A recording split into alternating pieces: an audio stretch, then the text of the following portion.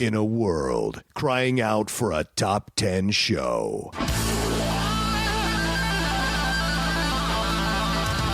John Rocha and Matt Knost are here to bring you the top 10.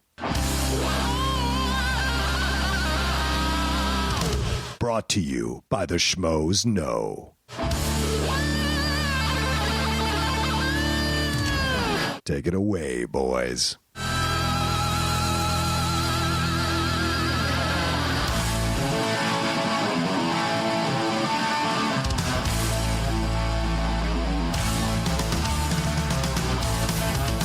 Welcome, everybody, to this week's episode of the Top 10 Show.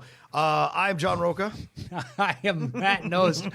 What was with the histrionics there? The Top 10 Show. You guys can't see him like just puncturing the table with his four fingers down. This is my way of dialing in. This is my way of dialing into the show. Yeah. Because it's been a long day at work. I recorded a 2-hour podcast like 2 hours ago for the Collider Body Slam, which is the pro wrestling podcast we do with Ken Knapsack, Aaron Turner down in Orlando, and Ryan Satin, who Collider just bought Pro Wrestling Sheet.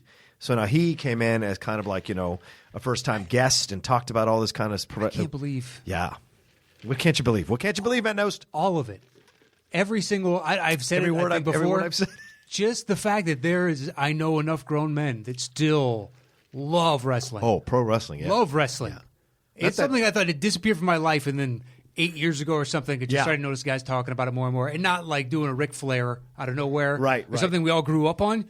It's literally discussing, what about this with this and this? And you're like, what's going on over here? Yeah, because Chris, who's been on the show, Chris Burns, who's been on a he's one of like 20 dudes I know now. He's great. He's so cool. Fucking really? There's been 2 hours of talking, and I'm sure it's engaging. Otherwise, why would you do it for 2 hours? People are listening.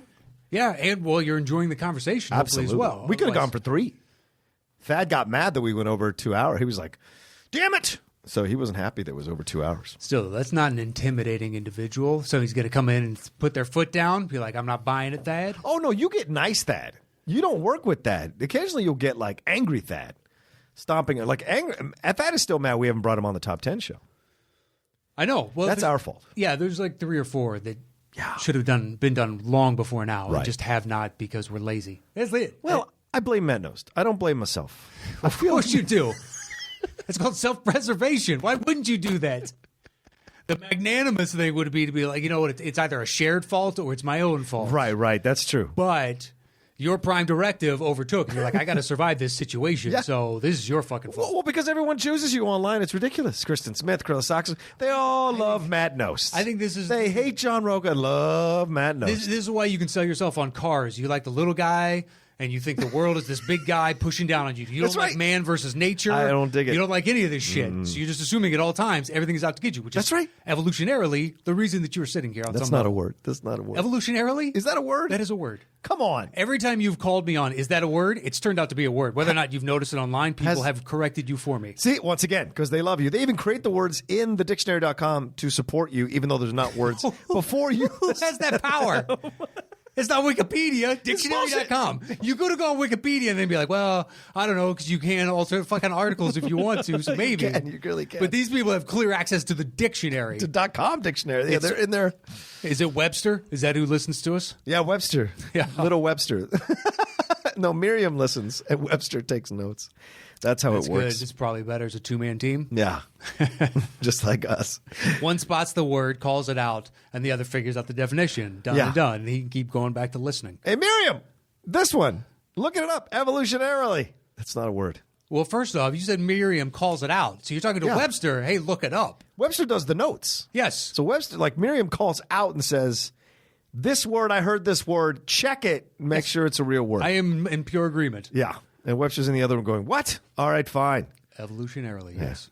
So he pauses the wrestling that he's watching and looks up the word, and there it is. Look, you can always turn to me for that kind of stuff. There you go. You can rest easy with on these shoulders. I don't know if that's a saying. The thing is that I don't think it is. I'm strangely aroused. Yes, okay. Are you? Strangely, let's be honest. Strangely, I'm wearing shorts. No. There's nothing wrong with it. We've just recently today been turned into computer basketball images on Twitter. You took exception. I question how are you hitting upon these ratings, because there's at least 4 people above me that I don't believe I've ever heard the words basketball come off of their lips. So suddenly they're rated higher than me? That doesn't make any sense to me. That doesn't. At least if any of those people ever pulled me aside and was like, hey, what do you think of X, Y, or Z? Or should they have used the mid-level on that? Maybe this guy can play because he's got a passion for the game. Fair enough. Even if I've never even seen him play the game. Right. Not even utterance of the fucking sport. LeBron moved here is not a blip on their radar. Nope. No clue about and it. somehow they're higher than you and I and JTE and just like no. JT was at the bottom of the barrel. Yeah, no. That can't be right. He's not below Snyder. Snyder's below JTE as a player. Yeah, I've nenever seen Dorian, RB3, Harloff. Oh, yeah. Harloff. Dennis. Who else was on there? I was like, I've never seen any of them play, and suddenly they're all Dennis is not. They're like 92s, and you're like, I don't know how you're getting to this.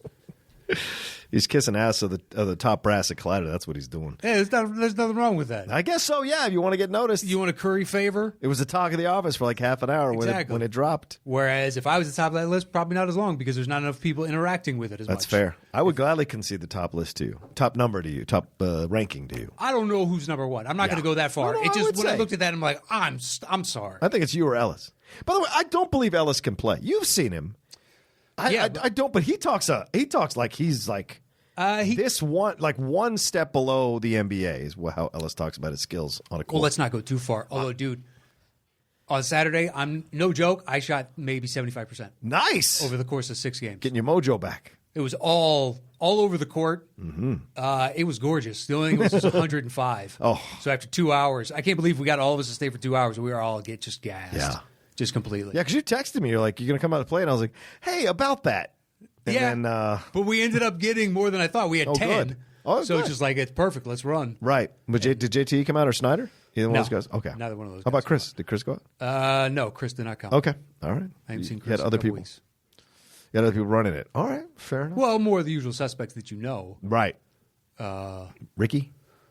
Let's see. Wayne, Dan, Moses. Yeah. Moses? You got Malone to come out there? Fo. Goddamn right.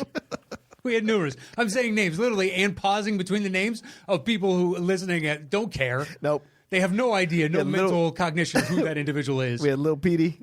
We had Big Rob. You could say anything. Old Pistol. Old that Pistol. guy can shoot. Nah, he's just a fucking right. firecracker. That's Why don't right. you call him Firecracker? We like Pistol. Although that would probably be Richie. Yeah. And Richie is totally a pistol. Yeah, he's worse than a pistol. Yeah. He's a trigger-happy Magnum. I like that he likes me, so when we play, I don't have to worry about butting heads with that guy. Because I gave him shit right off the bat when we started playing. All you had to do is is a little bit of respect out of that. Confront him respectfully. That's what I'm saying, yeah. With the same bullshit. Yes. And he'll be like, all right, fine. Yeah, if was you come cool. at him petty, then he'll just go right back in, and it just keeps getting worse and worse and worse. It just gets deeper and deeper into the And cuts. there's like 2-3 dudes that just automatically get under his skin no matter what. Mm-hmm. So eventually, if they play enough times a day, they're like, they're going to be jawing at each other. It's a matter of time. What have you been up to, man? It's been a week. It has been a whole week. Yeah. A whole week. How, everything going on okay? Everything cool? I got no complaints. Are you working on shit? Like, are you building shit? I just finished 2 things for the shop. Okay. And then now focused on, we're working, I can tell you about it off air. Sure. We're working on something for the 2 of us. Yeah, that's right. A birdhouse. Yeah. The top 10 birdhouse. in Southern California in 100-degree heat because nothing brings the birds out. Like a tiny little birdhouse in this heat. We're just hanging up on the corner outside the podcast booth. I might get one of those owl things. I've looked into it because... What's an owl thing? What are you talking about? To scare birds off. Oh, do you have a lot of birds that come around your house? Just at my house because... Oh. Right over the driveway is the electrical line that connects with the main one. And all the other. So they're hanging off that it's shit. the bridge between somewhere else and our street. Right. So they all just, and it's in perfect parallel with the driveway. So I get bird shit down. I got to wash my car minimum once a week. Wow. Minimum once a week. Jesus. Yeah. Well, it just ends up, there's 8 new ones over the course of 7 days. Right. I can't just let those sit, especially in this heat. No, man. It starts to dry up. Yeah. It's uncomfortable. Ruins the paint job. Yep. I have that way with where I park. I have to park my driveway. I literally have a driveway where I park my car, and there the bushes. No, wait. There's, you know what I'm saying? The boat was in the water. The boat was in the water. I park my car on the driveway. Because in LA you have parking spots. I mean, I have a driveway, so I park my car in the driveway. I know what you mean. Thank you. I know what you Thank mean, you. but just the emphasis. No, because in most apartment complexes, you don't actually you don't have a driveway to park in. You have like a parking spot. Well, I have a literal driveway, and it's right by all these bushes. So always one half of the car is caked in that dust that comes off bushes and shit. So I wash it, and within 3 or 4 days, it's just caked in it. And then eventually, it takes me like a week to wash it again. So it's super frustrating. But bird crap would frustrate the hell out of me. Still, though, down in West Hollywood, Big Bush, I think eventually rats are going to be in that thing. No. Oh, yeah, no. Not where I live. They'll scurry. Yes, they will. Stop it. On West Hollywood? In where the... In the WeHo, yes, but not in Hollywood proper. Bullshit. Come on now. Look what's it's a in residential your area. It doesn't matter. What's across the street and behind that. One of the biggest attractors for those fucks. Fair enough. So they're all within a certain distance of you. Like, that's an epicenter for them. I've yet to see it. I've lived there for 8 years. I've yet to see a rat roam out of a bush. And I've come and gone at various times of the day. All right. I mean, not that I don't believe you. You've lived there longer. I've seen rats in every once and again walking through roughly your neighborhood. Just walking through. It just goes through. Just strutting through. With We waved at each other. Hey, what's up, man? Briefcase. Let each other know. I'm not here to fuck with you. Hey, you got your side of the street. I'm going to stay on mine. We're fine. We're fine. Hi, how are you? Good. Want some cheese? Good evening. Good evening to you. Good evening to you. Yeah. You clocking in? Nope, clocking out.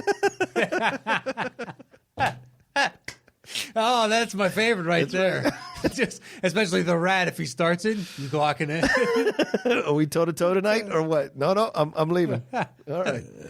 You told Harold. I said, oh, see, I was thinking more from the aspect of he's just a neighbor and he's just like making small chit chat. Like, you guys see each other so often that it's nonchalant of you checking in or checking out for the night. All right, well, good for you. Sucks for me. Thanks for I'll see you tomorrow. Yeah. Oh man. Well, this week I had a.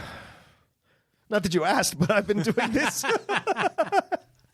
It's been a crazy week and a weird week because I got sick yesterday because I went to that I went to the Saved by the Max, which is the Saved by the Bell pop-up thing that Devin was Hollywood. Was it worth it? It's worth it if you're a Saved by the Bell fan. It totally is. It's got a great, like, you walk in there, you are literally on the set of Saved by the Bell. It's really great. Did you like ever the Max? Genuinely love that show? Yes. Not love, like, I was in my 20s when this thing was like a big deal. Yeah, I mean, I was in like mid to late high school, I think, once we turn it on, like it was in the afternoon every once and again. Exactly. So it'd be on, my friends and I got off from school and just kind of hanging out, figuring out what we're going to do for the afternoon. Yeah. It was a way to distract yourself. It's frivolous, fun. Yeah. I've seen them all. Thing. Yeah, totally. But at the same time, it's not something I'm like, I heard about that and I was like, oh, that's kind of fun. I would do it if it was right next door. Right. But I don't know if I'm going on my way for that shit. It wasn't cheap. It was like $60 to. Yeah, that ain't happening. Yeah, it was a birthday party because our friend was having a birthday. There was like 10 of us that went. And we all had fun. Like, it was because with the $60 you get appetizer, entree, and a drink. You don't get a mixed drink, but you get a drink. And then they have mixed drinks, which are really good. And then you can walk around and take pictures with like the big head of like Jesse or Zach or AC or Kelly. And then you walk around. There's like lockers. And then the actual layout is the actual layout of what the Max used to look like, where they all hung out in the burgers. So you can take a bunch of pictures all around. You can go to the DJ booth. Enter from the same side and it's set up the same way, and that's the thing? Yes. Okay. Yeah. I didn't know if it was you had to walk in somewhere else and then it's staged, kind of. Oh, no. You walk in, it's all that. And you can only walk in from one area. So you walk through the lockers and then right into the Max. And it's a cool experience. Oh, you walk through a bank of lockers? Yeah, red lockers. Yep. As if the Max is attached to the high school? Yes, exactly. Okay. Yeah. And then you can take, and the lockers open for certain, like, oh, it's AC's locker, or it's Kelly's locker, or it's Zach's, so you can take a picture standing in front of the open locker with the picture of the person taped already to the other side of the locker. Yeah, it's just an interesting experience. A lot of people do it. Did you get one with the Tori Spelling? No, I did not get into Violet's locker. That is Tori Spelling. That's the name of the character? Yeah, Violet, yeah. That's a little too much of a deep cut for me. I'm sorry. I'm just telling you. I remember the highlights at this point. You know, the sprain. Yeah. What's her name going bananas? Yeah, I'm so excited. I'm so scared. Dumb. Yeah. And the backstory that they wanted to be cocaine or something harder. Right. And they made him cut it down to caffeine pills. Which is what happened with Alex P. Keaton in Family Ties. Same thing. he borrowed his friend's speed pills, who she was using those speed pills to lose weight. And he borrowed them. Right, they were diet pills. Right, diet pills. I remember that. He was borrowing them so that he could stay up all night and study for 3 or 4 exams. And then he crashed and missed the exams. And it was a whole lesson about like drug addiction and blah, blah, blah. That's how we did it in the 80s. Buy better drugs. Yeah, exactly. That's what that says. Buy more efficient drugs. Come on. Get it together, Keaton. That's how we did it in the 80s. We didn't have no shows like now that show the ugly underside of doing drugs. We was innocent. Well, you have to start there. It was more innocent time, man. I think we just allowed ourselves to believe that now, looking back. Maybe. We were younger, so there was more innocence. Right. But at the same time, without the internet and the interconnectivity of how depraved the human being can be, now we're more conditioned to like, I've heard of that erratic behavior before, or what's erratic to me. It only happens to a small subset of whatever the population is. The internet's a scary place now, man. Oh, yeah. Since the beginning, I guess, because like that's the one of the byproducts of the internet is, yes, we're all connected to each other more, but then we get to see so many more things, and we get to actually discover the ugly underside of humanity way quicker than like before the internet. Mm-hmm. Do you know what I'm saying? You stumble on a bunch of shit. You could have gone your whole life and didn't know that something like this existed. Oh, right. I had no idea that, there are videos like terrible porn and shit like that until people started talking about it. And you're like, oh, my God, a horse? What the fuck? So, it's gotten so commonplace that some have been shared to me. Yeah. Oh, really? You got to watch this. That's nuts. Just the big, huge, the 2 girls, 1 cup. That one. Where it's so pervasive, now it gets passed around as like you got to see this because you got to see it. Everyone knows about it and shit. Yeah, it's the Macarena. Again, it's 2 girls with 1 cup. It's one of those things we're all going to remember. There was a string of them there, and that little, I don't want to get into that talk. No. It's not really this show. It's not a tangent. It isn't. That's not what we want to But there was after that, there's like 5 other things that it's just like, I don't need to know these things. Yeah. I don't. Yeah, that's too much. Anyway, so this week I was asked to cover the press junket for Equalizer II. And the reason I'm bringing it up is because we're today, or our subject for today's episode is the top 10 Denzel Washington movies. And that's in honor of Equalizer 2 coming out. And so I've interviewed Pedro Pascal. There's like an 8-minute interview that's coming. And then I interviewed Denzel tomorrow, and Antoine Fuqua and Melissa Leo, and the actor from Moonlight, the kid actor from Moonlight. The youngest? The youngest one, the one that was like the main guy. So I interview them tomorrow. So I'm super nervous about it, but the timing is perfect to talk about the top 10 Denzel Washington movies. So. An actor we both admire greatly. Oh, yeah. I watched Crimson Tide again over the weekend. Did you? And I hadn't seen that one in a long time. And I was just in the mood. I watched the last hour and a half of that thing. It's good. He's good in that movie, man. Yeah, he is. That's on my side list. Right. Well, let's not give it away before we start. Yeah. There's a bunch of those that I had like 4 looking over the side and going, trying to figure out. Yeah. I've got 4 spots left. There's 8 movies fighting for it. Yeah.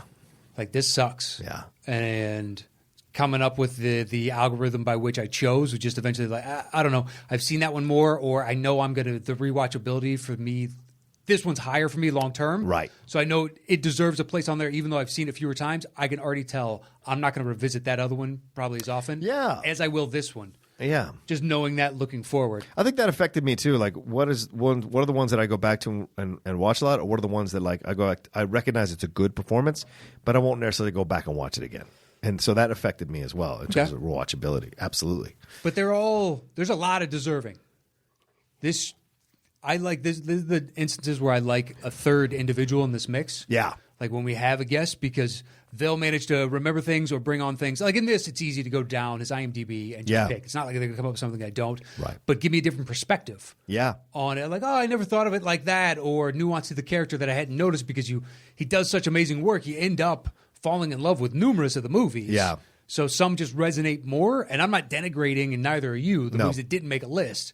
I just feel bad because there are numerous movies that are just like, I absolutely adore him in this. Yeah. The movie as a whole, I think, is okay, but I think he is stellar. Yeah. And that's going to happen. Yeah. Great actors are great actors regardless of the quality of the movie. So, yeah. All right. Anything else you want to talk about, or should we jump into it? No, let's jump in. Once John and I set a topic, we go our separate ways and create individual top 10 lists. Show back up here. I do my bottom 5. He does his, I do my bottom 3. He does his bottom 3. I do my next 2. He does his next 2. Then we trade 1 apiece. Once we have revealed our personal top 10 list, we create the shows between the 2 of us. Boom. So let's just jump right in. Yeah, let's do it. I got no other way to do this than to do it. I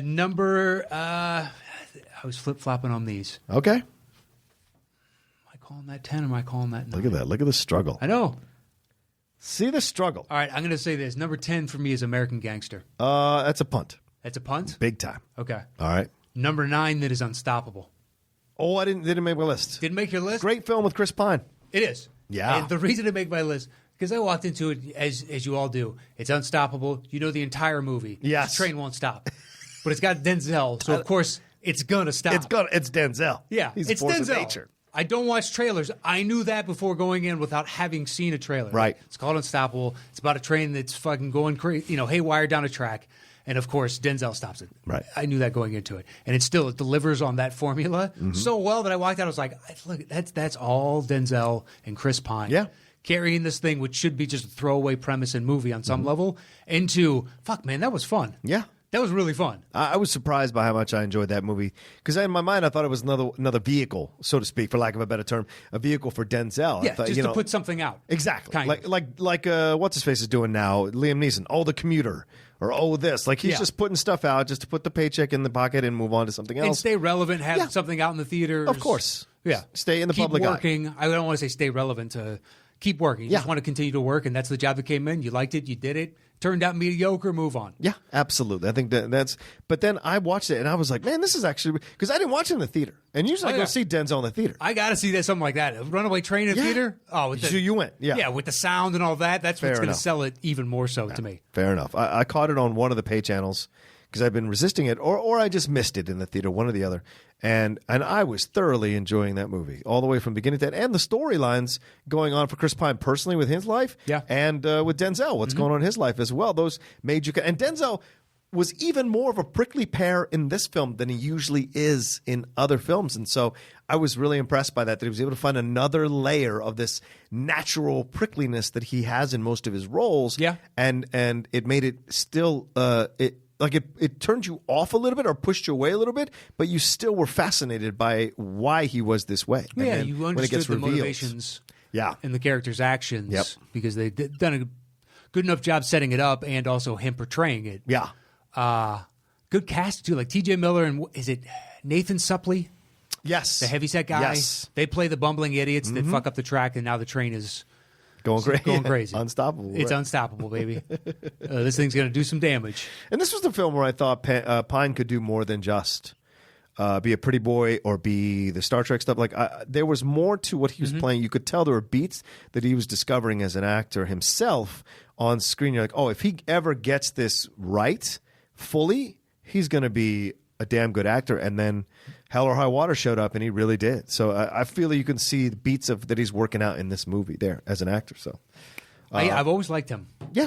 He just has one of those energies, right? That you there's just want to something like about him where it's all, for me, the eyes. Yeah. It's like Mel Gibson-ish, like that guy could convey once he taps into it. Oh, yeah. But I could see his eyes quaking like Mel's. I could see him like break and tremble in that way. Just like, fuck, I know you can get to that gear. I think he's got an Oscar in his future. I'm not sure how or when, but I think it's possible. Look, he took a throwaway character in Wonder Woman and turned it into somebody that... Holy shit, dude. You understood why an immortal would fall for a mortal. It's just like, yeah, they're perfect for one another. Yeah, Yeah, they really are.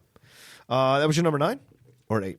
That was my number 9. My number 8 is Inside Man. Inside Man. That's my number 7. Is it? Talk about it. Let's talk about it. Good Spike Lee film, man. A good Spike Lee. And a nice little, it's a twist on just a simple bank heist. Mm-hmm. It's got a nice ending. I don't want to ruin it for anybody out there. Nope. Great setup. Denzel plays the cop, and Clive Owen. Clive Owen is the main villain. Yep. And then what's a Chiwetel Ejiofor is Denzel's, second in charge, his lieutenant. Right. Whatever it is. I guess they're both detectives. Maybe Denzel's the senior detective or something. Yeah. Defoe's in it. Chris Plummer. Jodie Foster. Who's great. It's got a good cast all around, and it's a taut little, like, what's going on here? Yeah. This should be a straightforward story, and then they bring in the Christopher Plummer aspect to add a little intrigue of what's in the safety deposit box. Right. On top of all that, it's just the initial setup. And it's a good film. Like, there's a bunch of these that, or not a bunch, but a few of these that Spike's put out were like 25th Hour. Yeah. Yeah. I enjoyed the living shit out of that. And that you don't think are Spike Lee films because they don't have that those standard themes or techniques that he likes to use in films. Yeah, it seems more stripped down. Yes. Usually the cinematography is like a grayer hue to it. It creates a more stark kind of contrast, less of a contrast between characters. Right. Like the world is grayer on some level. Whereas in most of his others, it's bright, vibrant colors. These are, people like do the right thing. This is an animated, hot environment. Right. So it makes sense that the characters are bright and colorful and whatnot. It helps bring together, sell that kind of atmosphere. Yeah, absolutely. Well, that's what's great about Inside Man, Matt, is that it shows you how much of a master filmmaker Spike Lee can be when he has the right material. And I think that's what's always let down Spike from becoming like one of like the greats, like Scorsese or whatever, is that his career, his directing resume is full of films that didn't quite get there and don't really showcase fully his abilities as a director. And that, I think that's what, especially in the last 10 years, it's what's been disappointing about his career, because like Do the Right Thing, She's Gotta Have It, School Days, I loved all those films. Jungle Fever even has, at times, I've watched certain parts of Jungle Fever, and you see that. Mo Better Blues has some stuff. So, like, I was really a big fan, and then it felt like he couldn't find the right material. Then he'd pop up with something, and then he'd come back down again with a couple other projects, like Girl 6, stuff like that. And then you see him in something like Inside Man, you're like, damn, like, why aren't you making these kinds of movies more consistently, I think because people associate or assume the other from them. Yeah. So that maybe they're not probably as true. commercially viable as doing the other, because you do have a brand, so to speak. Yeah. Which sucks, because I enjoy the fact that he does something like this, or 25th Hour, takes a detour and gives me something different. Yeah. I appreciate him still trying, still pushing himself. I think it's a rewatchability is why it jumps onto my list as opposed to other things. Agreed. Because I can revisit it every few years and go, oh yeah, and this little twist. I forgot about this tiny little twist. I remember all these other major ones, but like here was this one. Right. And no, they did reveal this earlier on. I forgot that they did the twist here, or whatever the case is. And the casting is so great. All those little characters doing the interviews is just fantastic. Yeah, and you don't understand that until midway through, or whatever the case is. Right. And Jodie's never been sexier. This is the sexiest Jodie Foster ever is in a movie. And of course she's good. That's just a given. Good actress, great portrayal, fantastic timing in scenes, real builds throughout the scenes emotionally. But her presence is a very sexy presence. And that's not a color you usually see with Jodie Foster. So that was a surprising aspect that he was able to get out of her as well. So, all right. So my number 10 then is Flight. Yeah, that was the one I was thinking of were you? when I said I love his performance in it. Uh-huh. The movie as a whole, I think, is okay. Okay. But he's just stellar. He really is, man. And that's the way I put it at 10 as opposed to higher or off my list, because it falls in that middle place where I have to give it some kind of ranking because his performance is so good. It's so good. And he's in most of the movie that's the reason to watch the movie is him. So if the surrounding stuff maybe isn't as strong, but he's so strong that it carries me into the movie, and I enjoy whenever I flip on it and catch it. I enjoy it. When he shoots the gap between those two oncoming storm fronts. Oh my God! I was watching that going, I had never really thought of it, weather in that capacity, and you want to get out ahead of it, but as two are converging, if you could calculate, and you're like, yeah, this guy may be a little drunk, but that's the smarter play here. We are up in the air. Let's get out of the turbulence and get ahead of it, and we can easily stay ahead of it, and then it's smooth sailing. That makes a lot of sense. Yeah. He's breaking protocol, but he's taking us out of dangerous way. And if anyone can do that, it's Denzel, right? Yes. Yeah, and so you buy it. Dude, he flew a plane upside down, and it goes down and whatnot, but you bought this sequence happening, and you're like, that's ridiculous. Look, we propped Sully up to be a national hero, and he landed a plane after it just took off on the water. Was that 23 seconds? Yeah. I'm not talking shit. Right. At all, because I've never flown. I don't know how difficult that is. It's a huge plane. You have all these lives. Nobody died. Like, it's a hell of an accomplishment. He believably flipped the plane. As a theater goer, I was sitting there going, fuck yeah, that just happened. That's how good his performance is. It's true. You buy it 100%. It was tough for me to leave off, man. Yeah. Yeah, for me, I just like the way he works with the film. And I like that the film doesn't give him a happy ending.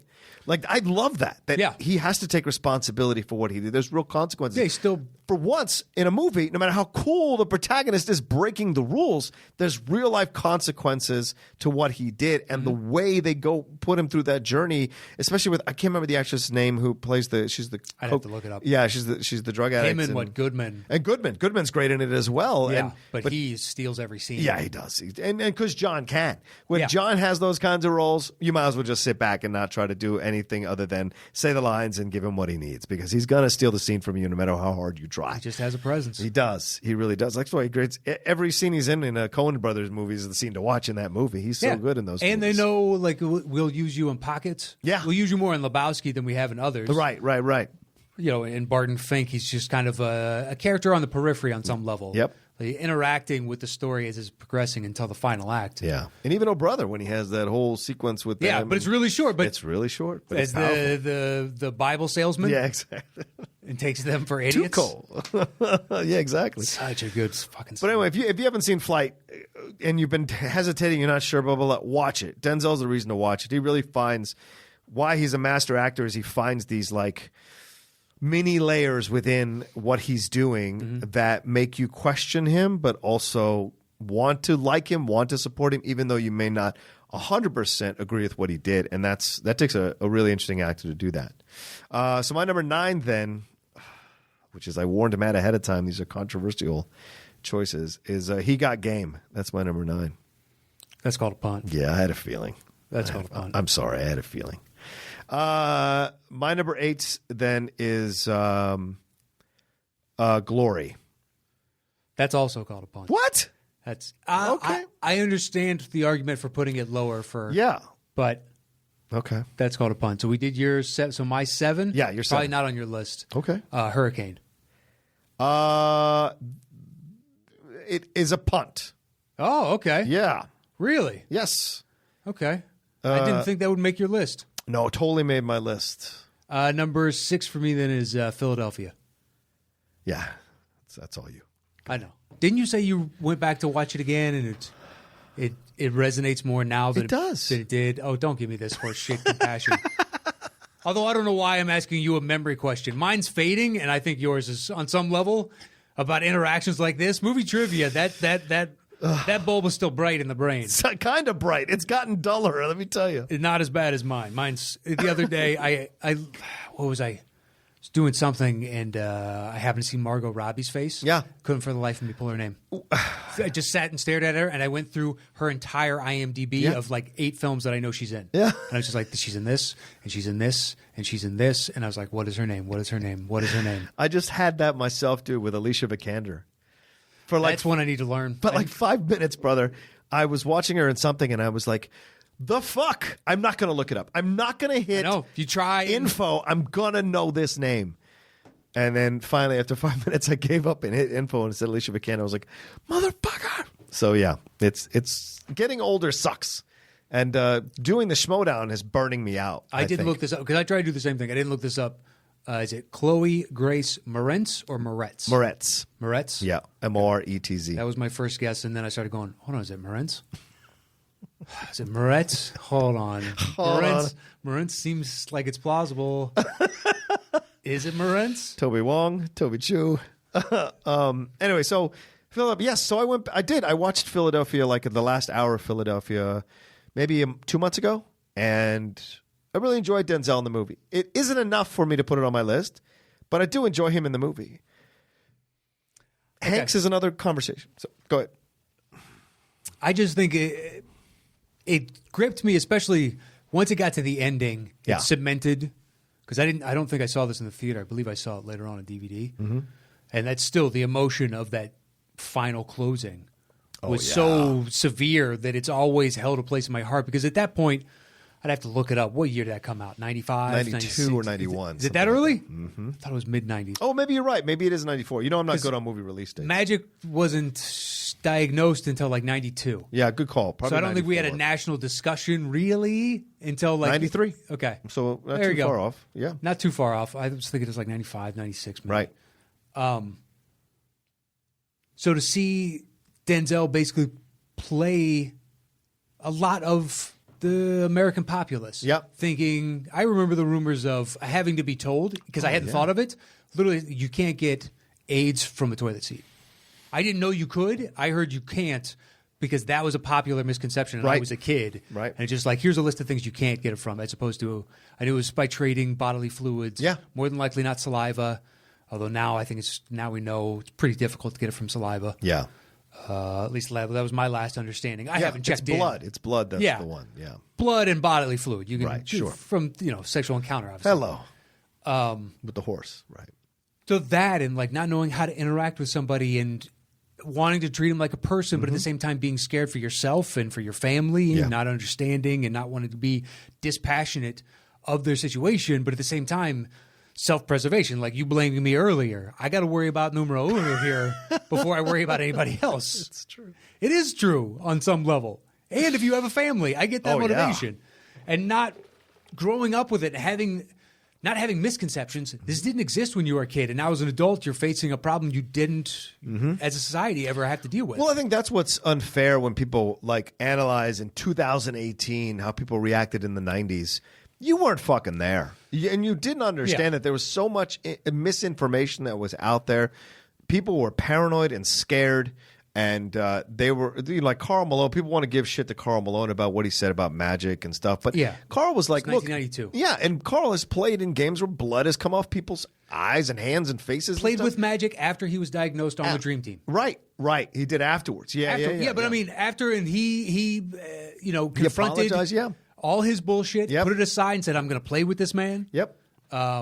We're all just less educated. Exactly, and that's what I think the film captures that really well. The problem I have with the film is that it's too much of a happy ending. Like everything's so happy. He's so supported by his family. All his friends love him. Blah, blah, blah, with Tom Hanks, everything's done, and it just bothers me, dude, because I want to see conflict. And of course, AIDS is a conflict.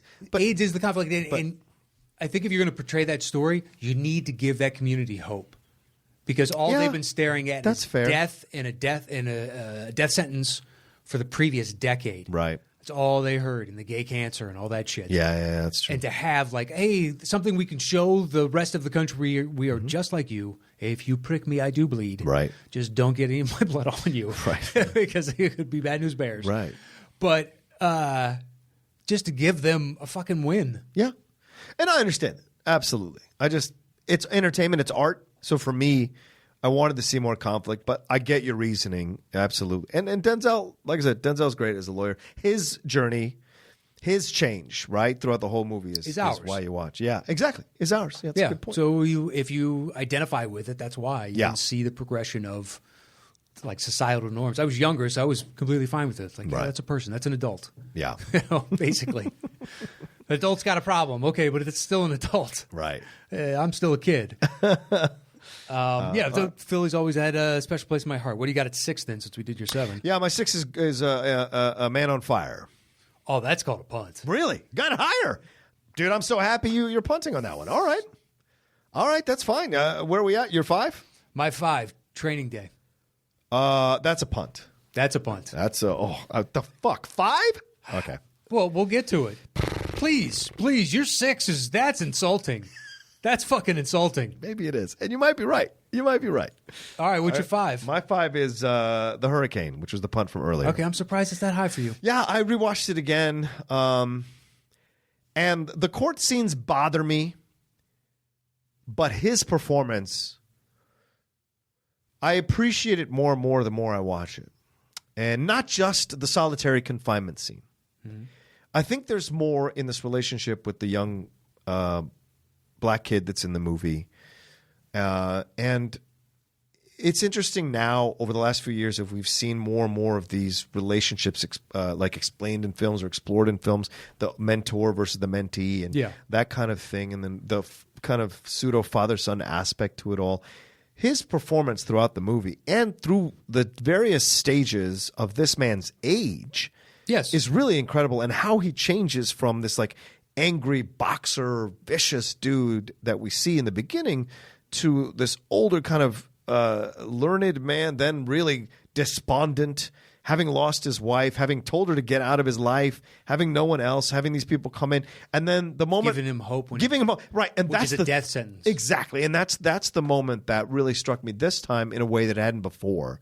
Was his anger / pain at having opened himself up to these people. To the reality that this might end. Right. And that he will stay in prison for the rest of his life for something he did not do. And that is scary as hell to think about. It's one of my biggest fears. Yeah. Oh, of course. Just having like whatever circumstance it is, and then you have to go away for the rest of your life. Yeah. Nope. I don't know if I could do that. I couldn't do it. I'd take myself out. I'm telling you right now, honestly, no lie, I would never go to. Nope. You don't come out a better man. You rarely come out a better man. And, rape, you get killed, stuff broken, stuff taken out of your body. Like anything could happen to you in prison. And then you get the idea of the gangs. Like you watch those Geographic specials or History Channel specials, wherever they're on, about prisons. It's scary as hell, man. And you're like, no effing way. No effing way, man. So, yeah. So when this time it just struck me all of that. And no matter how in he is with the guards and with his buddies that he's made in prison, he's still in prison. Oh, yeah. And there's still a hierarchy. Even if you are friends with these guards. Yep. They can, bust your lip. Yep. Just out of nowhere, they have to maintain. Maybe they got to make an example of you. And exactly. There's a general feeling that they're too lenient on you, so yeah. you got to take a punch this time. Yeah. Kind of bullshit, and that's like the least evil. Yeah. They could just be vindictive assholes. That's a good point. Take it out on you nonstop. There's another layer of this place is hell. Yeah.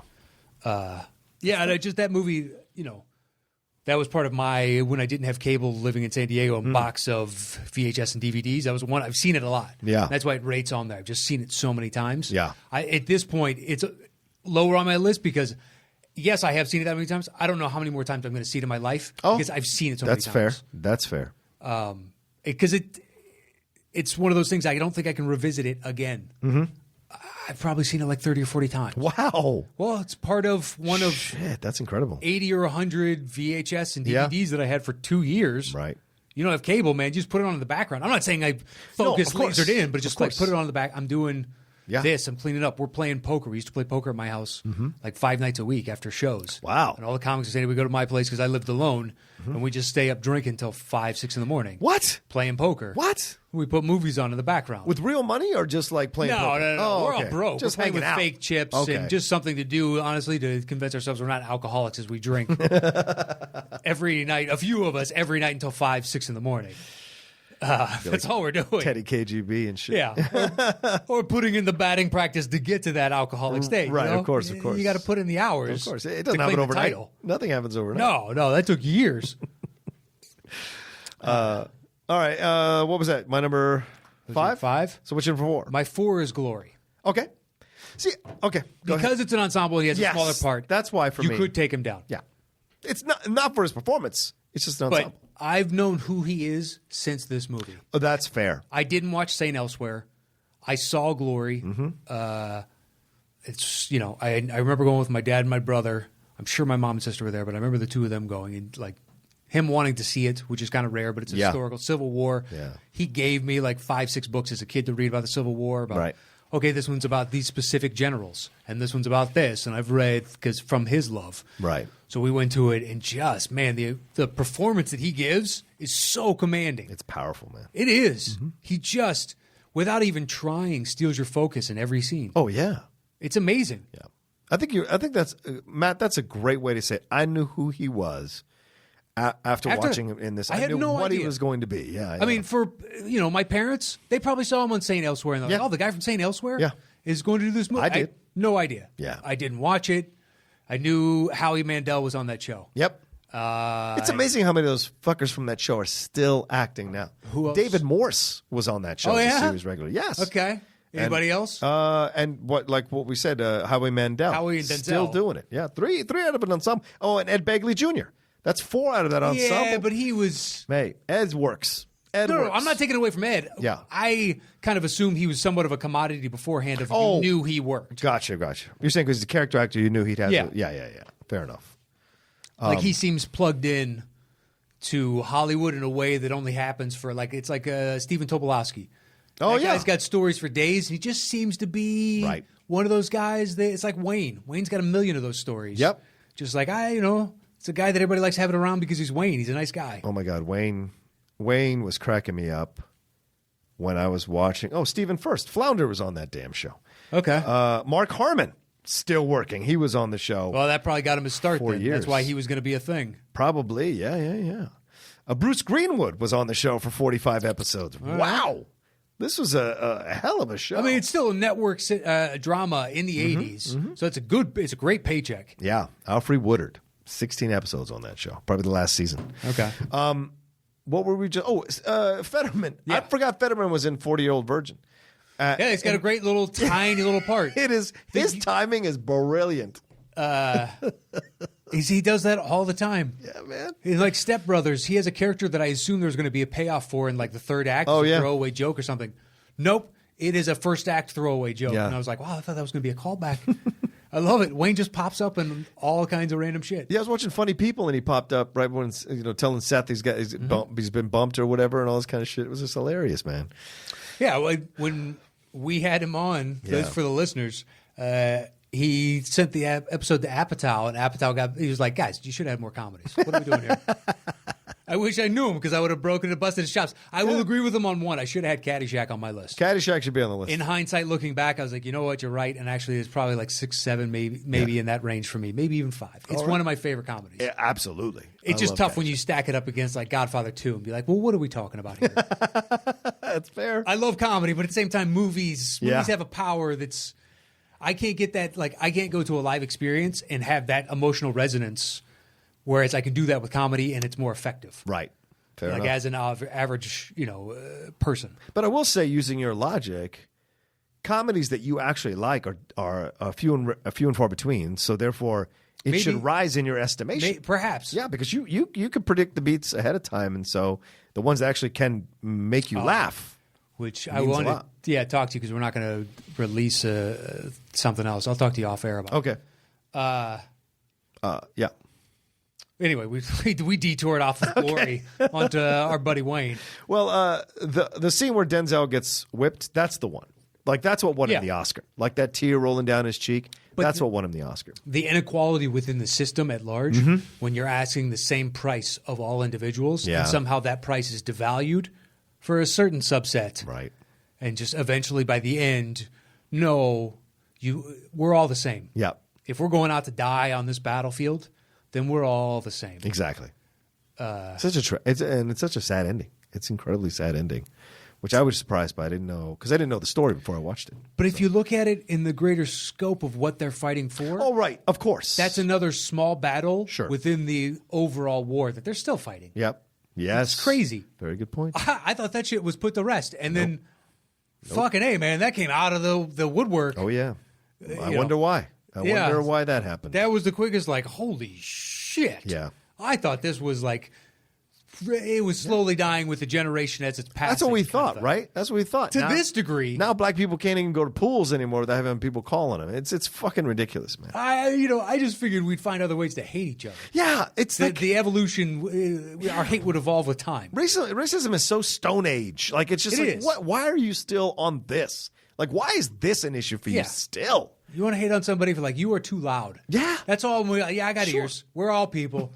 That person is too loud. You should not be in a bank jibber jabbering so fucking loud, or in line at the grocery. I get it. Yeah. Or standing too uncomfortably close to me in any kind of line whatsoever. Oh, I hate people that violate personal space. Oh, it's the worst. Yeah. It is the worst. I live in a predominantly Asian neighborhood, and I had always heard that sometimes from certain Asian cultures, especially in China, they don't give two shits about your personal space. They're trying to get A to B, man. This is nothing about you. Yeah, it's a small island with a lot of people. Yeah. And it happens like the Costco by me, so I'd say about 90 to 95% of the clientele are Asian. And sometimes people like, they don't give a fuck. Like, there's a traffic going one way. Yeah. Hell or high water, they're going right through you and they're not slowing down. And you're like, man, that is impressive. I had a guy do that to me 2 days ago. I'm opening a door to walk out of, I think it was 7-Eleven, and he just snuck in between me and the other door and just zipped past. And I'm like, son of a bitch. I would never think to do that. Yeah, right. It happened so quick. Like, this person, he is so accustomed to do this. Yeah. And he was in his, probably mid-60s. Oh, yeah? Just didn't give two shits. He had to get that Three Musketeers, man. You weren't getting in his way. All right, my number 4 is Remember the Titans. Yeah, I can't. It's not on your list? Oh, I love that movie. I can't. Love that movie. It's the... What? What? I'm going to pound you in the dick with the orchestral moments to make sure you understand the emotional power. Okay, and bring up the strings now. And it's just like, boom, hitting you broadside like 15 times in that movie. You saying that with a straight face after telling me how good Philadelphia is and that Aria moment with Tom Hanks, for God's sakes? Give me a fucking break. At least they... I don't know. Oh, I feel it in the red light on my face. I take that from the perspective of that's a man dying and he's trying to squeeze every last drop of life out of what time he has left, as opposed to like, oh, look, we both like vanilla milkshakes. Hit the strings like everybody. We're all the same. Boom. Disney-ify the shit out of this fucking movie. Look, it's clear you're crazy. It's strong side. Look. Left side, strong side. Remember the Titans was also in the box, and I have seen that 40 or 50 times. I love Remember the Titans. And I can't even see it enough. Like, I couldn't see it enough. I just can't. All right, well, Give me We Are Marshall. I hate We Are Marshall. I'll take it over this. Oh, you're crazy. Oh, I just can't. I think maybe also because I have affinity for it because it's the area where I grew up in. So did I. So, in Virginia? Clarksburg, West Virginia. Okay. No. This is Virginia. Still. It's not West Virginia. Same fucking... On some level... Hell no. It's the same fucking thing. Virginia... Please. Oh, okay. So there's an Appalachian section of Virginia. You do have the Cosmopolitan. I don't recognize you were the seat of the Confederacy. Station. You're right next to D.C. Like, I get it. There is a class distinction. Yes, thank you. 100%. Thank you. But to say that something that happens 100 miles away doesn't have resonance with somebody that lived 100 miles away, you're fair. fucking off your rocker. Well, I'm just telling you, it's not. There's a division here. There is. North Dakota isn't South Dakota. But at the same it's time, same thing. A story of the Dakotas is resonant for all people of the Dakotas. I've never heard a story of the Virginias, that's for sure. What are you talking about? The Hatfields and McCoys? Or that's more West Virginia, Kentucky? That's the, yeah. Or is it Virginia, Kentucky? Virginia's not even the conversation. Yeah, Kentucky's not even. But they're Appalachian Hill people on a certain section. So it's Tennessee. This is more Virginia, man. Oh, okay. You elitist. You elitist. You're fine. I'll take that. Seat of the Confederacy. That's all I'm going to say. Even more so. If you want to be the Jefferson Davis. I am not the Jefferson Davis. You go right ahead. Even more so, the fact that this film is about, race related, a true story based on this high school in Virginia and the integration that was happening at the time. A lot of stuff going on. And Denzel does a fantastic job as Boone. This is what he had been working towards, right? This is a statement for him. And the way he starts out, this kind of defiant, aggressive coach that maybe doesn't need to be this way because Will Patton was willing to open the doors. Although he didn't like it, he was willing to open the doors. And Denzel, throughout the film, has to change piece by piece, step by step, but also give other people the opportunities that he wants himself. Like when he brings the military dude's kid with the long hair and blah, blah, blah to be the quarterback.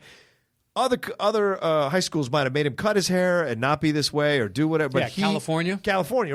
He wanted to accept him for who he was, and so he let him be who he was. And then he was still hard. And this is interesting. He was harder on the black players. Why? Because life is harder on black people. So he was trying to toughen them up before they walked out into the real world. And so I enjoy the different ways he handled everybody. Yeah, I have nothing against Denzel in this movie. No, I don't. It's the movie itself. It's all the moment of like this play happens here. Yeah. Boom. Music. It's inspirational. I know, but there are more subtle ways to get that inspiration out. You can build that musical tenor. You can bring the sound up slowly. You can help it influence the emotion as opposed to it's almost a joke set up and here's the punchline. Just like boom, music. Go back and watch it with my terrible through my terrible prism. No, because me and you are different people. For you appreciate the subtlety of things, and I'm more like a brick through a window, so I like it. That's why we work together as Team Top 10. I'm the one being loud on the mic and being verbose. You're the one that comes in with the great jokes and just one-liners that destroy. Like, I take 10 lines to do what you can do in one. That's the difference. Yeah, but that's just a difference in education.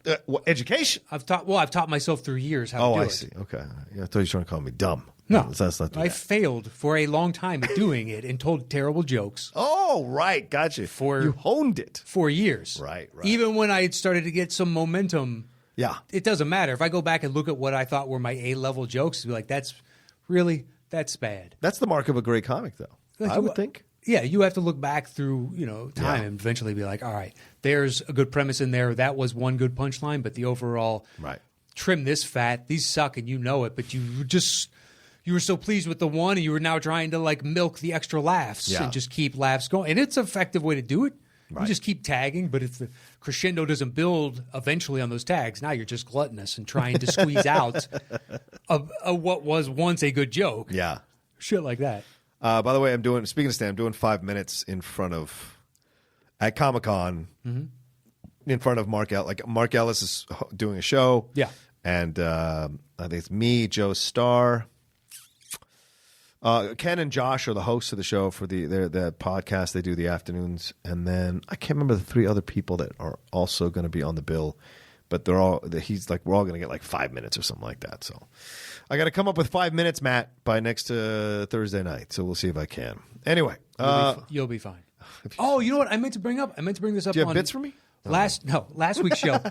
So I walked on stage at the store the other night. Oh, okay. And I get one sentence in, just like a, cursory opening, introductional, like literally one sentence. And I just hear top 10. Oh. And I'm like, I stopped. And I'm like, what? And there was a table of 4 from London. Get the fuck out of here. All fans. Oh. Dude's name was Pele, of all names. Love it. And I didn't catch the other 4 people's names. Okay. But they said, come to London and do a live show. And I was like, hold on. You guys, between the 4 of you, are going to buy enough tickets to foot the bill for the 2 of us to fly over there and get hotels? Here's what I would say. If you are in London and you're listening to us and you're London fans, if you all find each other on the fucking Facebook page. Yeah, or Twitter or wherever else. And you can set up a live show of the Top 10 show. We can't do it from here. We will come and perform. Yeah. But if you can get us hotel rooms, decent ones, not no motherfucking hostels. I can find that shit. Really? I did it in Italy for a month. I want them to pay for it. Well, and fly us out it's not even and put us up. Pay for it if you can guarantee X number of ticket sales. Fair. That will cover our costs. Yeah. That's it. We just have to figure out so first off, form up any city, but London's our biggest international according to the numbers. Yeah. It's like their top 3 are there, New York and LA. 100-seat theater. That's all you'd need. Yeah, probably. Right? We'd fly in, do the show the next night, and then fly back out. Oh, fuck that. No? You'd want to stay for longer? Yeah, a day or 2. Why not? All right, fine. If I'm going to fly all the way to London, I don't want to fly in. You're going to be so exhausted and try and go, you want to give yourself a day to acclimate. I guess so. All right, fine. I don't want to be shitty on the day of a show. We should do a meet and greet the next day or something like that as well for fans. Well, like a dinner or drinks. It's a fluid idea. Yeah. There's nothing concrete here. Right. I'm just saying. I'm down if they can do it. But we need to do it in L.A. Like, shout out to the Real Rejects and Miss Movies and Stacy for the film therapy pie. They did a live event. Yeah. We should be doing, if they can do a live event, we should do a live event. Absolutely. So shout out to them for pulling it off at the Arena Cine Lounge. We should try to figure out. So if anyone wants to spearhead us doing a live show in Los Angeles and you're listening to the podcast, this episode, then reach out to Matt and I and take charge of it and then do it and we'll do it. We'll absolutely help in any way we can. And obviously do the show live. Then let's make this happen. Yeah. And that's my pitch. We can more readily do it now because all we're waiting on is one final document. Yeah, and we're even more so. Officially, we got T-shirts. Yep, we got this, we got that. Tea cozies, whatever you need, all that jazz. Onesies. So anyway, all right. What's your number 3? So shout out to Pele and his 4 friends. Shout out to Pele.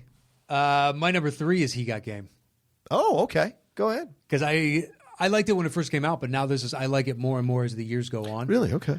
Well, I think my appreciation for basketball just grows more with time. And the fact that this is a basketball movie that I enjoy, it's telling an interesting side of it as opposed to just they go on a court, play a game, he shoots the winning shot, everything ends beautifully. This is about the underbelly of the sport. Right. And how we get these quote-unquote amateur athletes, how they make certain decisions. And, in the future going forward, who knows where that's going to be because now that high school players can come back into the NBA, it looks like it's going to happen. Silver was alluding to that. Yeah, they're talking about, getting more of those guys into the D-League instead of them going to China or somewhere else and et cetera, et cetera, et cetera. But there's still some underhanded bullshit. Even if you do the cutoff at high school, fine. There's still going to be people that are coming up to him now. If he has NBA potential, well, even if it goes to D League, if I help him now, I'll get 10% of future earnings. I can set up a contract with him. Oh, you want that car? No problem. It's just like there's still going to be this type of action going on. Yeah. And to see a movie from that perspective, and to see Denzel to play like a character I'm not sure if I'm supposed to root for or not.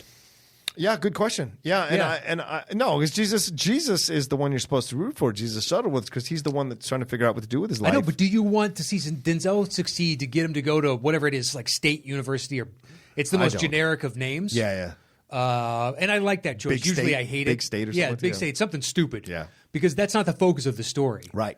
The evil in this needs to be the system in place and everything, like this person's life, as opposed to the next stage of it. Yeah. It's everything leading up to and making the decision and who he is and who's a terrible person for him and who's good, who has his best intentions and who doesn't. It's as he's trying to figure out who to trust and who not to. Right. And you want to believe Denzel that he's helping him make an informed decision, but it's self-serving. So are you still a terrible person? Yeah. I don't know. I never cheer for Denzel in this movie when I watch it. And I do watch it. I want to at certain times. Oh, of course, because it's Denzel. Yeah. Not because of the character, I think. And that's the thing, yeah. And so when he's doing the stuff that he's doing, and he's exploring the ugly underside of his personality, because he has the money and he's out of prison and he's on this like kind of furlough and blah, blah, blah. You're like, well, this is the only reason you got out, is to try to talk your kid into doing this. Like, what kind of a person are you? Yep. But I think what's great about the film, though, Matt, is it does explore this thing that was happening in the news a lot of these pieces that were exploring these kids with absentee fathers or fathers in jail who were about to come into basketball riches. Because you and I both remember the 90s are when everybody was making crazy money in the NBA. And coming out. Yeah, people were leaving early so they could have a shot at making that money. Because there was no rookie scale. No. They could get a $100 million contract and they've never played a minute. Yeah. And you're like, I understood the fervor when it was first happening. And then once you saw the long-term damage of, like, after 2 seasons, Derek Coleman is not performing. Right. Or was it Kenny Anderson? Or was it Kenny Anderson? There were a couple of them. Derek Coleman was a good one. Yeah, DC. Always had like the potential, but then had the boogie tendencies. I thought Marcus Camby is the same way. All kinds of but eventually he kind of figured it out. Yeah, I like only Camby because the coach came in at the end and figured him out and knew how to use him on the Knicks. But before that, he was he was dialed in at UMass. I think he was just in situations early on that weren't really good for him. Yeah. We saw a bunch of them, man. What was it? Baby Jordan, Harold Miner. They paid him and he didn't do much. There's a bunch of them. Yeah. And so that's what I like about the movie is it's a unflinching look at that kind of situation. And Spike does a great job. It almost feels LeBron-esque. If you see that more than just a game documentary about him and his boys from high school, there are shades of that you can see in He Got Game, like 15 years before that documentary came out. You can see this whole idea of these guys all coming to the same high school. Even the shots they have of them in different positions when it looks like they're doing a documentary, these guys. Mm-hmm. It's fantastic what Spike was able to do with his different film techniques. And then you have the shots with Denzel and like the bright red that Jovovich, I think she's the one that plays like the hooker or the prostitute. Yeah, like she's addicted or whatever. Like you see the difference in all the bright colors in this world. It's still dark, but these colors are bright in the world. And not as a light, more as a kind of to show you like how stark the world actually is in a way that it even dulls these bright colors. But even little things like the uncle that they live with. Oh, yeah. Is he a step uncle? But he constantly reminds them everything the aunt has done. And the aunt is like, I don't care about any of that. And you can tell that it's genuine from her. Yeah. And him is like, you better take care of us. Right. Those that have been taking care of you this whole time. And that guy went from somewhat of an ally. It looks like perhaps their relationship was always a little adversarial. Right. To now it's just full on, I know you're gone, so I'm going to get paid. Otherwise, that meal ticket is out the door. Mm-hmm. And that happens as well. Yeah. Right? People who think that, come in as a stepfather or whatever, and they see a meal ticket in this kid, and so they're going to hang around long enough with this woman. Maybe they cheat on or whatever with but they want to stick around this kid's life, so they do dirty shit to stay in the conversation with this kid so they can have some money. I find those people disgusting as fuck. Oh, man. yeah. Go earn your own shit, you lazy bastard. Like, go earn your own shit. Go earn your life. You waiting on a kid who to fund your life? Get the fuck off the couch and earn some shit. Stop being a leech. Exactly. It's like the mom and sister in $1 Million Baby. Oh man! Or no, is it a brother? No, it was the whole. It was the whole family. But who were the mom was the vicious, right? Which is Ann Dowd, and she's a great actress. Oh no, Margot Martindale, that's her name. She's a great. That actress. is Margot. Yeah, you're right. And it's horrific what they do. Just right? leeches. Yeah, man. By the way, that's that comedy girl with Kate Masucci. That's her. The Garfunkel and Simon or whatever it is. Makuchi. Garfunkel and Oates. Garfunkel and Oates. Yeah, the blonde is like, that's her. I couldn't believe that was her. I was like flipping through. Yeah, that's her playing that part. Look it up, man.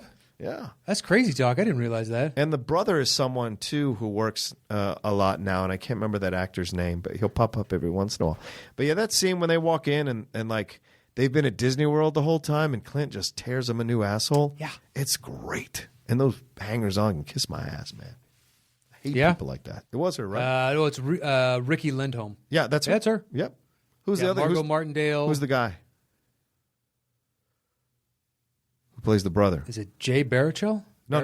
Baruchel's the kid who... Yeah, I was going to say, I'm looking at... I don't... It's some white boy named like Josh or something like that. Isn't it? Bruce McVitie, Marcus Chates, J.D. Fitzgerald. I don't know. I don't see. Okay. So maybe was it sister's boyfriend? Yeah. Sister's husband? Maybe it was sister's boyfriend. I don't know.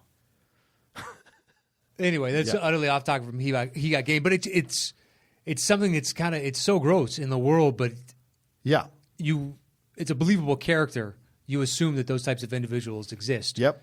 They come from, modest background, and all of a sudden they've got this lottery ticket in their midst, and they're going to hold on for dear life. Yep. Because they don't have anything better coming down the pike.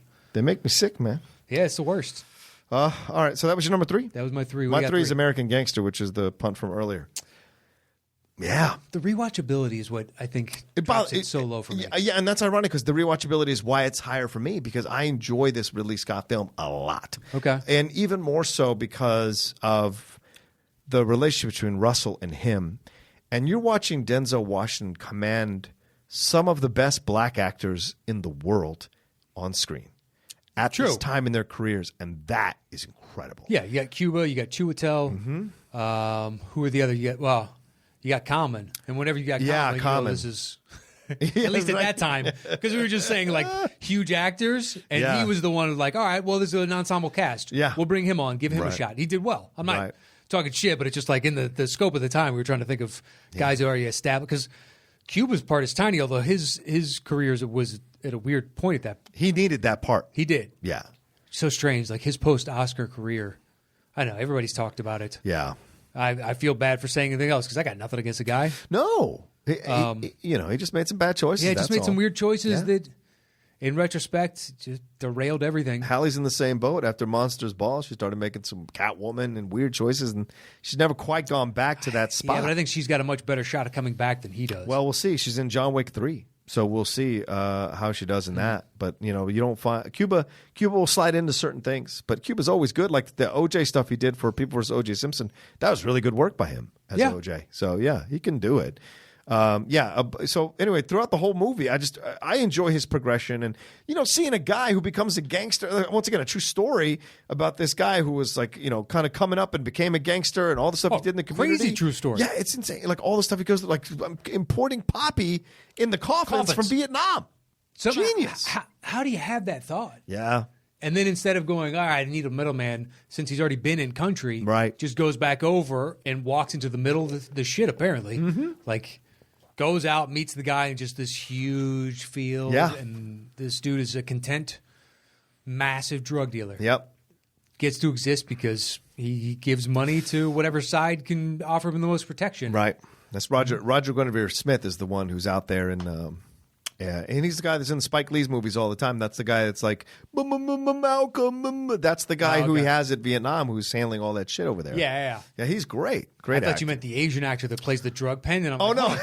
That dude's not actually Chinese or Japanese, or I always assumed he was Chinese, but I don't know. His name is Bob Davies. Yeah, I was like, wow, that guy is good. No, that guy played Bruce Lee's father in Dragon: The Bruce Lee Story. No, he's been a working actor for a long time. Yep. Just the idea that I never knew he was born in England or something. I don't know. dude is a stellar actor. Yeah, it's really good. But anyway, yeah, the progression of the film I really enjoy, and his performance and his character work as like when he goes from a guy who's up and coming to when he becomes, in charge of everything, and the struggles he has with his family, the struggles he has with his mom, and the struggles he has with the people underneath him and his brothers, like the kind of intimidation that goes on. I think T.I. plays one of the like his nephew or something like that. Yeah, I believe that in the film as he's going to be because he got Ant-Man thereafter because of it. Right. I don't think that was his first thing. Exactly. So you see that, and then the relationship with him and Russell when he has to kind of like, kind of help the government, and what's that all about, and the struggles he goes through, and the battles he has with Russell, and that respect that they have by the end, the mutual respect. I just really enjoy him in the movie, and I enjoy the movie itself. Whenever I catch it, I watch. It's some of the badass stuff that Denzel does. It's just really powerful for me. Oh, when he gets blood on his fucking rug. Oh my God, dude. Yeah. It's just pure intensity out of nowhere. I love the scene with Russell Crowe, and he's talking to his friend that's in the mob. Yeah. And he's stepping in now on behalf of Denzel.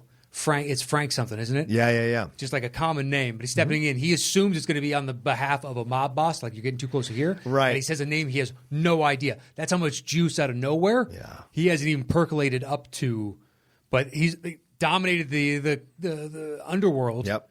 And now he is the new alpha. You got to respect that guy. Exactly. Now you're getting too close to Frank, whatever his name is. Yeah. It's like that was interesting. Like I've never seen that in this type of movie. Frank Castle. Frank Castle. Yep, that's right. Yeah. All right. What's your number 2? My number 2 is Man on Fire. Wow. Yes. Look, Yes. I cannot say anything negative about that. I saw it again Saturday, literally. Okay. Because I was on the couch. I saw it like 2 months ago, 3 months ago. Again. That film is so good. He awesome. is so good in the movie. Yes. Tony Scott directed it. His relationship with Dakota Fanning so is good. amazing. You buy this. She needs a strong father figure in her life because who knew Mark Antony could act? Yeah. And he plays awesome shitbag of dad. Mm-hmm. So she needs a strong father figure, but he is great in it. And then the former American that is his wife. Rhoda Mitchell. There you go. Right. She's great as the mom. Christopher Walken is great. Rachel. Yeah, Chris is awesome. Yeah, Rachel Tickerton, who's his connection in the Mexican police force, that she's the one that getting all the information from him. She's great. She's a reporter, isn't she? Yeah, reporter. Right. And she's from Total Recall. Yeah. And Con Air. And Rachel Tickerton is great. And so seeing that all, and then his, like, dude, the scene with the gun and the bullet and all of that, like with himself, man, he was like, damn. Yeah, the depression that he's carrying and the fact that suicide might be the best option. Is heavy, dude. Yeah. Mm-hmm. And when he sacrifices himself at the very end really to go powerful. in there. I mean, it's a slow build, too. Yeah. And going into it, you think this is just going to be a cookie cutter. A vehicle for Denzel to be a badass. Straight like revenge. I'm out for you, you SOB. Yeah. Like everybody's going to die. Yeah, that's what it is. Yeah. But it's so much better than that. It's so much more than that. It is. Yes, it is all those things, but at the same time, it's like it's done that to the perfection. Yes. Over and over and over again. Yeah. New ways to torture people that are simplistic. Cutting the dude's fingers off and using a cigarette lighter to cauterize the wound. So what, he doesn't bleed out? Right. Over the course smart. It is. If you are going to sit here and torture him for the longest time, right, cut it off, cauterize the wound, we can keep going. It's pain in the immediate. He might pass out from shock. Well, fuck, man, the way he does that dude on the car, straps him to the back of the car, and he's just talking to him. Yeah. This is up what his, I put up his keister. Yeah, this is what I put up your ass, and I just started the timers. You Little got 5 minutes. Bluetooth or whatever it is. You got 5 minutes. Car alarm. You got that much time. It's brilliant. Over and over and over again. Yeah, man. Just, I mean, gorgeous. And it builds, and the fucking reveal at the end. Yeah. And the look in Dakota Fanning. Yeah. I don't know how a child actress can manage to do that so successfully over and over and over again. Right. It's amazing. Because child actors don't have that thing of, am I going to get it right? I don't know if I'm going to get it right. They're just in the zone when they're good. What are you drawing on where you can get that kind of emotional pain? Oh, kids are full of imagination, man. That's amazing. Yeah.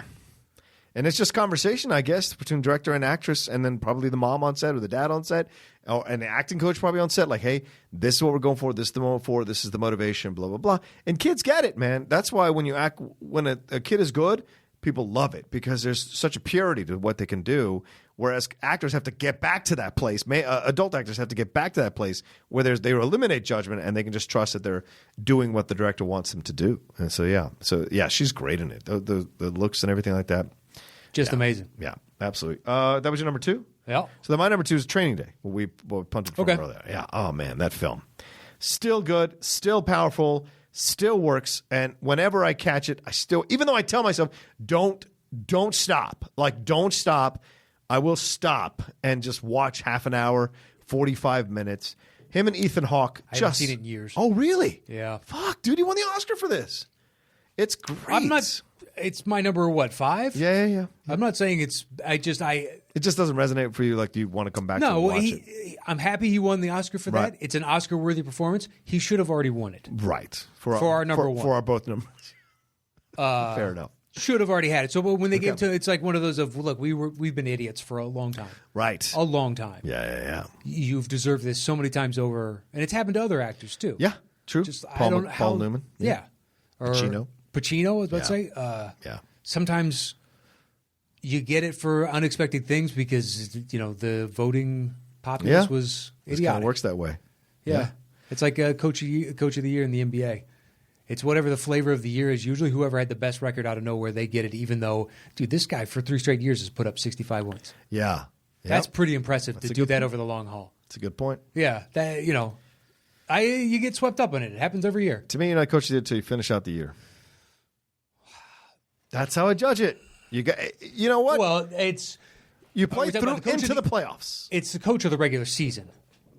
It's bullshit. Then call it that. Coach of the year of the regular season. Yeah. Well, it's the same thing with the MVP in any sport or anything like that. It is the MVP of the regular season, not of the year. Playoffs MVP is an utterly different thing. I get that's true. There is a playoffs MVP. There is. I don't think there's a coach MVP in the playoffs. So that's. I don't know how you give that, other than giving it to the winning coach every time.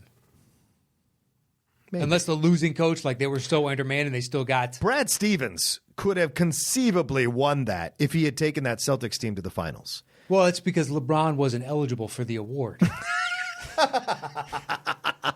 Shout out to Matt Knost. Yeah. Shout out to Matt Knost. That's why. Cavs are going to be terrible next year. Oh, God, yeah. I don't think they're going to be as bad as they were the first time LeBron left, but they're not going to be good. That's for sure.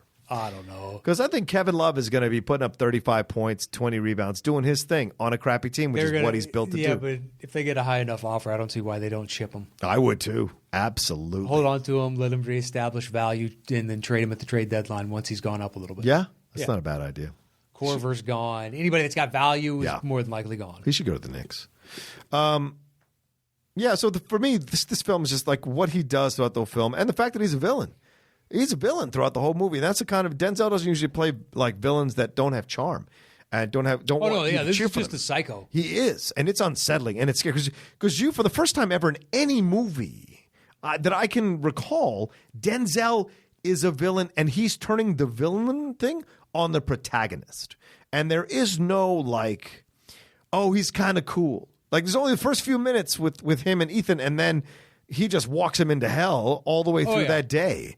And there is no break. He gives him no break, smoking the crack or whatever. And then the money thing with Scott Glenn and the stuff with his partners. It's crazy. It's just the happenstance of Ethan Hawke, the reason he gets to live. Right. That's what always like. That bothers you about the movie? I thought it was badass. And, I liked it because given who his character was, that is something he would have done. I'm not taking it away from the motivation. Right. It's just within 12 hours that this just happens to happen. It's the one house. Right. Well, it says training day, not training days. I understand. Right. It's just like that's what saves his ass is the universe or God or whatever the case is stepping in on his behalf and just letting two seemingly insignificant independent things align. Yeah. And you're like, that's fair. What are the fucking odds? Well, the world's a crazy place.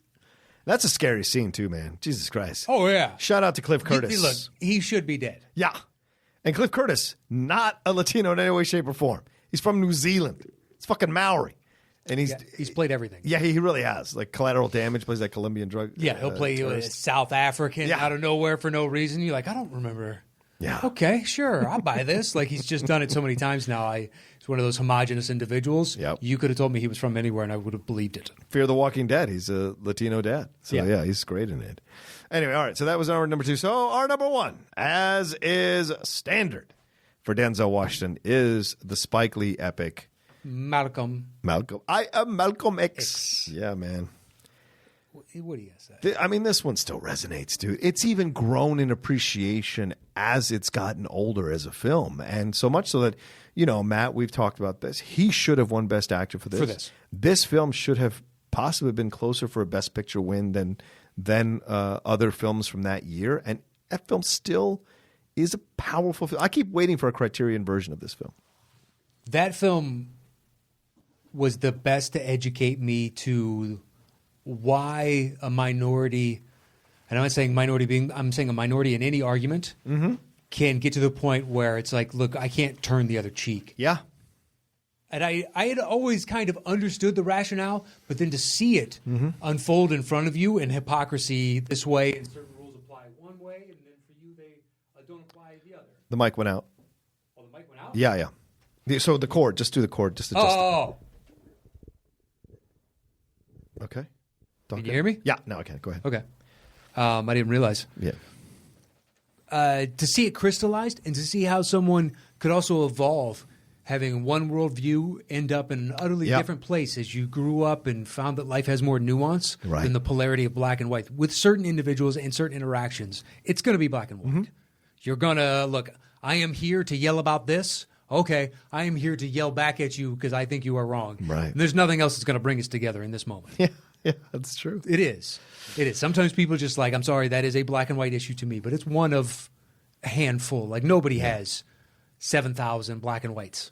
Yeah, right. Most things are nuanced of like, okay. And to see someone that take an issue that should be black and white and it becomes nuanced over time and made me with that time, like a young white kid, understand that. Yeah.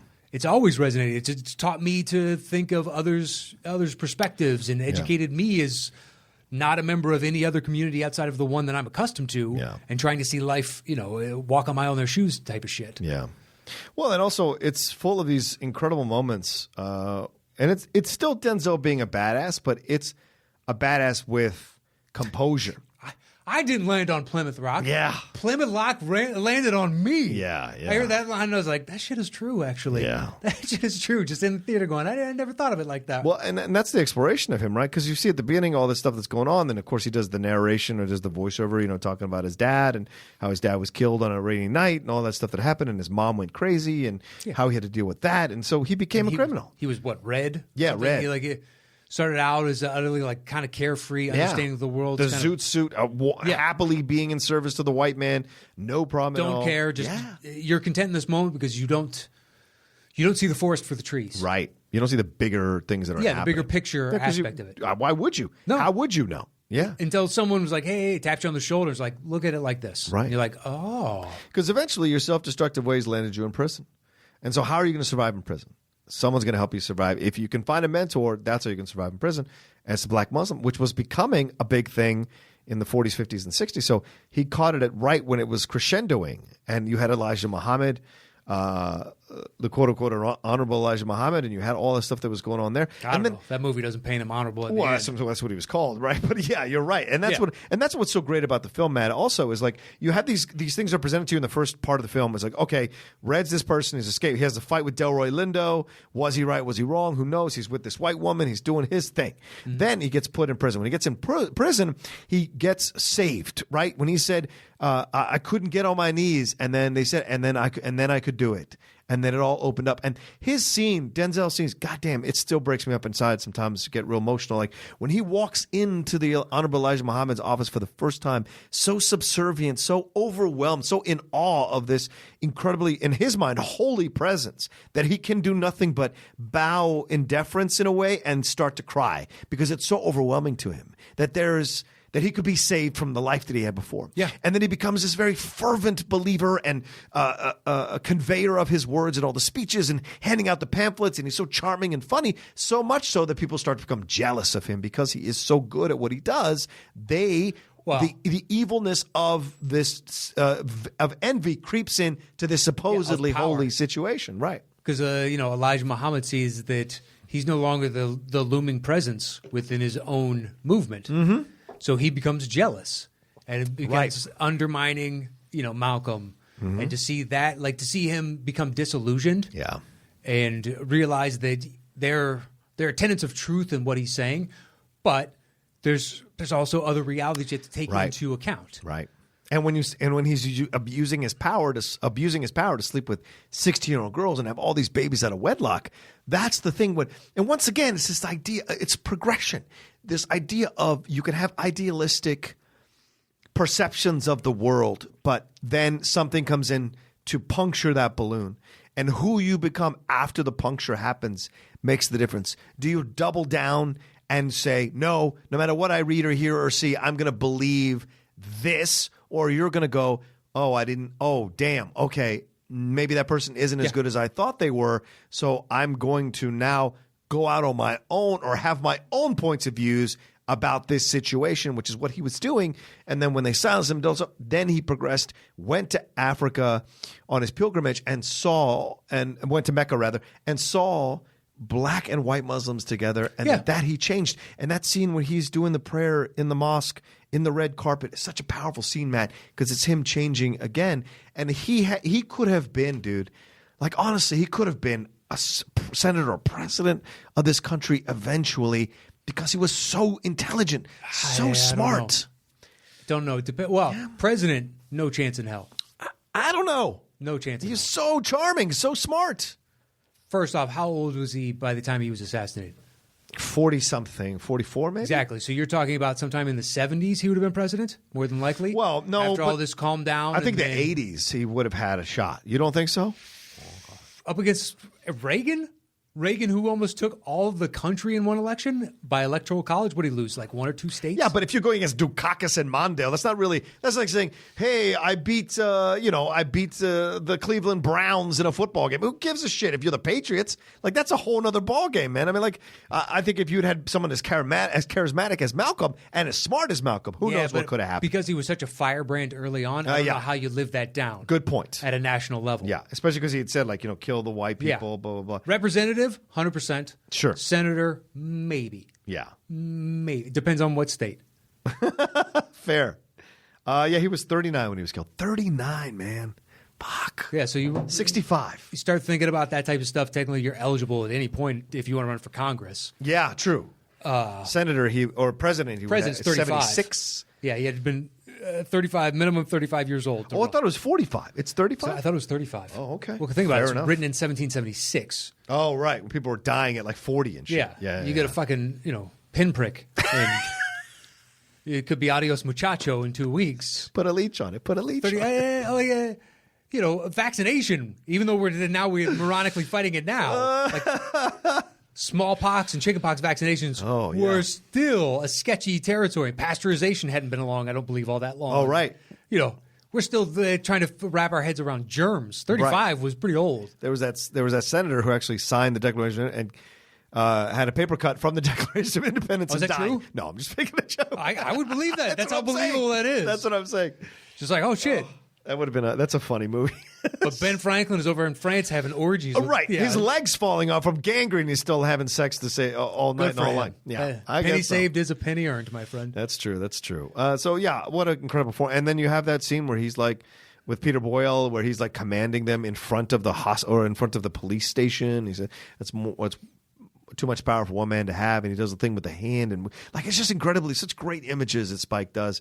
This is his epic. Whatever he does, this is his epic. Yeah, movie. This is what it'll get matched against. Yeah, I think so too. This and Do the Right Thing. Right, of course. Those are the two marquees where, because the thing is, I will still, if there's enough buzz, hey, this Spike one's good. I've seen enough good Spike ones now that I'm just okay, I will watch it. Yeah, I got no problem with that. It may resonate with me more or less, depending, but I'm sure it'll still be good. Just how good is it to me? Exactly. Kind of thing. Right.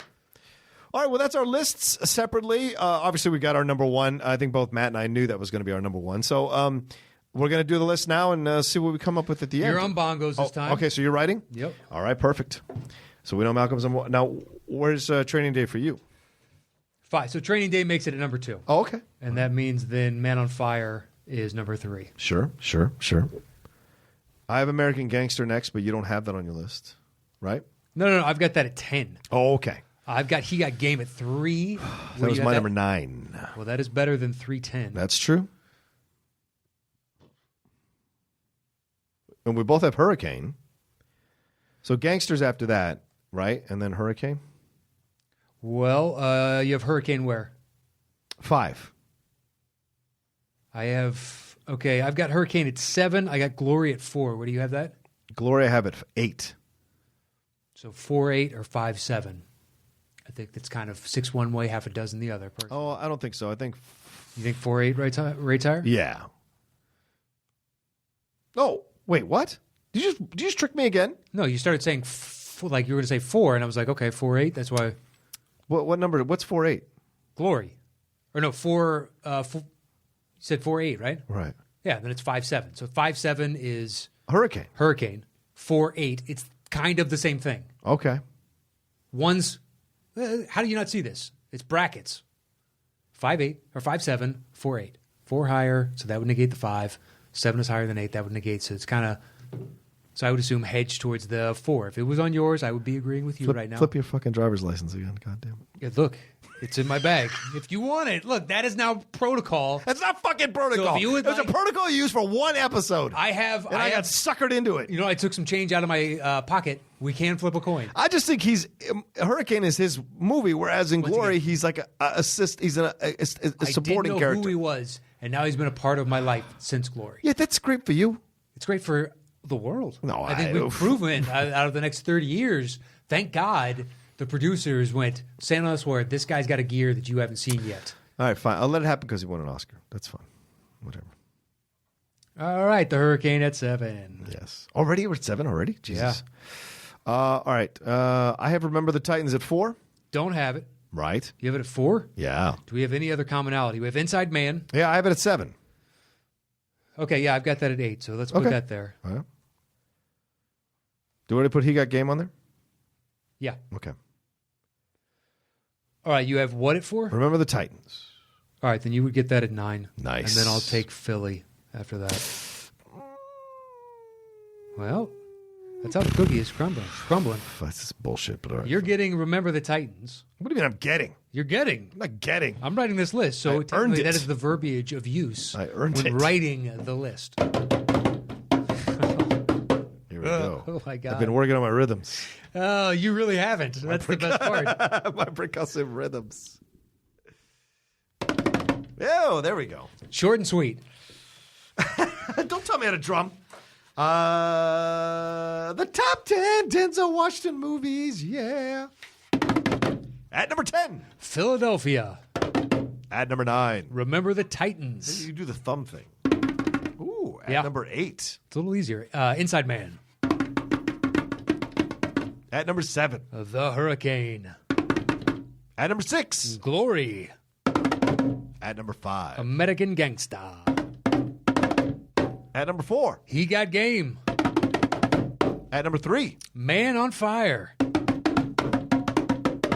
At number 2. That was Training Day.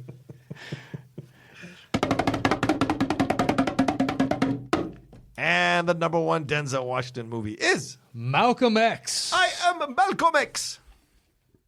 And that is not me making fun. I just love that ending. It's really good. And that ending of that movie is incredible too. That voiceover from Ozzie Davis about the eulogy he gave to Malcolm. It's so powerful, man. Yeah, across the board. Did you ever talk to Brother Malcolm? Anything we need to say here? Thanks everyone for listening this week. No, we appreciate it. Let's see. If you haven't, Thunderdome came out a couple of days ago. Congratulations to young Frankenstein for having won. And the next poll after you hear this will be coming out. Well, whatever. We'll be putting the winners out, all that, but it'll be the following Monday. So get your votes in then. That's right. And if you want to join us on Facebook, it's facebook.com/groups/the Top 10 Show. Or on Patreon, We're above. We got just like 300 and something now. What? Patrons. 300 patrons? We got over 300. That's incredible. We crested over 300. It's last I saw like 307 or something along those lines. We need to get to 1,000. Come on, people. Hey, baby steps. We're getting there. I know. We're getting there. The fact that there are over 300 people that want to pay to listen to our horse shit is incredible. A thing of beauty. Thank you so much. Thing of beauty. Although, that being said, we have no gifts this week. Well, what the hell is going on? I know. After we became spoiled children, I got look forward to it to the point where my wife didn't even tell me about like one or two of them. She just put it on this bench that's right next to the front door so I'd see it. And I was like, oh, another gift. And I stopped texting you about it because I wanted to just be a surprise. I'd show up and be like, we got a gift. I love it. This one's kind of heavy. I don't know. It's in a big envelope. Well, in case you all want to make up for it, where can they send the gifts, Matt? And write this address down, people. Yeah, if you want to. If you want to. Somebody else reached out and we have to keep giving out. So if you want to, this is entirely your decision. We're not actually asking. Of course just to save time, it's 108 South Highland, Fullerton, California, 92832. 108 South Highland, Fullerton, California, 92832. And just put it Matt Knost. Care of Matt Knost. Yeah. Just put my name right across the top.